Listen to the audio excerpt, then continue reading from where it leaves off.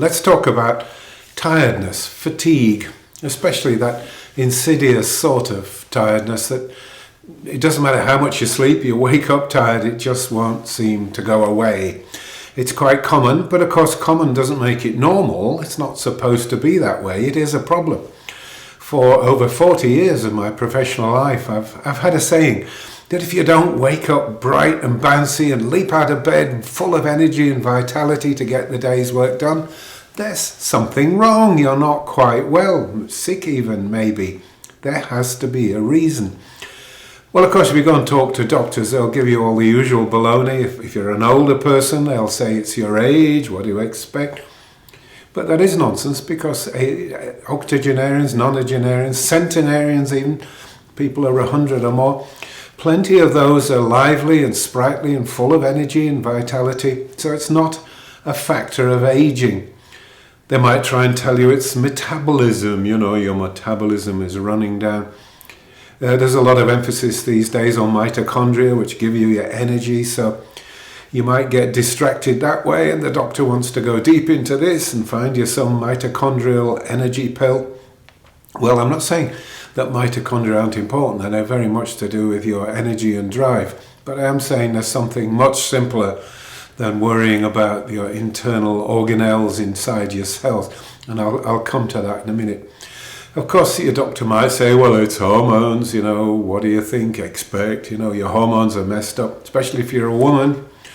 It's a perfect excuse for any doctor, just a woman, well, it's your monthlies or whatever, or your menopause. It's a perfect get out for doctors. And of course, some might just say, well, it's life, what do you expect? You're stressed, or you're working hard, you're busy, and therefore you're fatigued all the time. But like I said, the key is you don't really wake up any less tired. So what is actually going on really? The secret is actually something quite simple. It's very serious, but it's simple. Inflammation, widespread inflammation. It will tend to run down the production qualities in your body. The systems start to shut down. The more inflammation, the less efficiently your body works. And also mentally too, there's a very strong connection between inflammation and depression. The World Health Organization actually writes about this. Very common, meaning they're linked together. If you get one, you're quite likely to get the other. If you're inflamed, you're very likely to feel depressed because, as I said, things start shutting down and you lose your energies.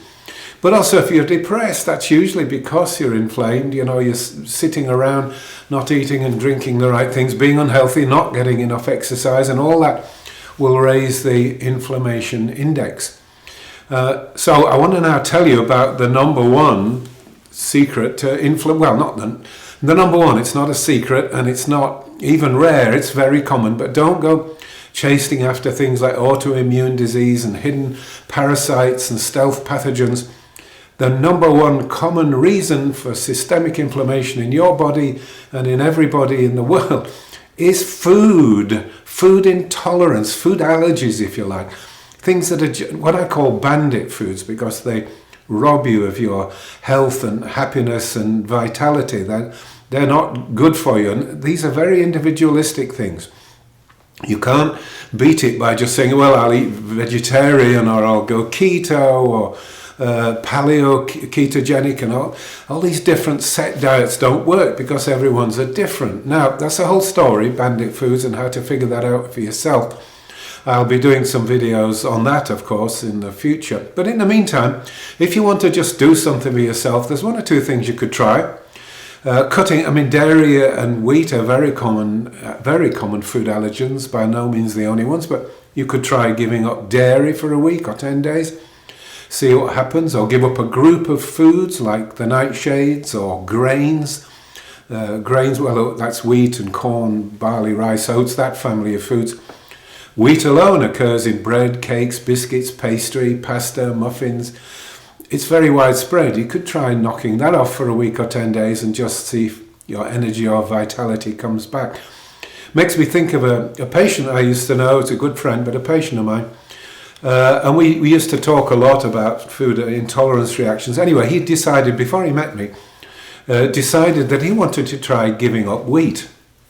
So he gave it up for a couple of weeks and was absolutely amazed at the results. Before that time, he'd felt endless fatigue, tired. By 6 o'clock, he felt he was working hard.